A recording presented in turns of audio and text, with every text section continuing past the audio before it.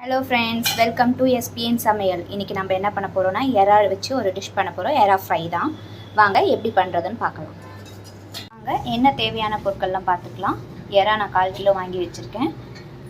நல்லா க்ளீன் பண்ணிவிட்டு அது உள்ளே இருக்க மண்ணெல்லாம் நல்லா எடுத்துகிட்டு க்ளீன் பண்ணி கழுவி வச்சுருக்கேன். அப்புறம் வெங்காயம், கருவேப்பிலை, தனி மிளகாத்தூள், இடித்த பூண்டு, ஜீரகம், பெப்பர் தூள், அப்புறம் இஞ்சி பூண்டு பேஸ்ட். அடுப்பை பற்ற வச்சு கடாயை வச்சுப்போம். கடாய் வச்சாச்சு. கடாயில் நம்ம இப்போ இந்த எறாவை போட்டுக்கலாம். இஞ்சி பூண்டு பேஸ்ட், இப்போ வெங்காயத்தை ஆட் பண்ணிக்கலாம். தனி மிளகாத்தூள், உப்பு நல்லா வதக்கிக்கோங்க.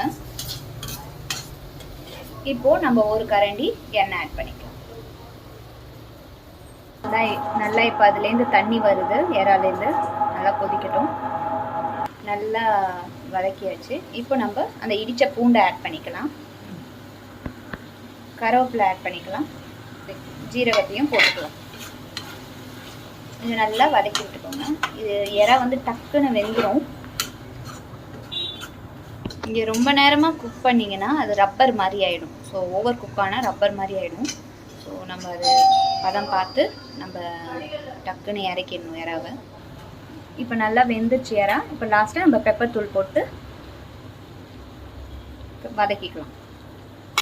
கொஞ்சமாக கரம் மசாலா சேர்த்துக்கலாம்.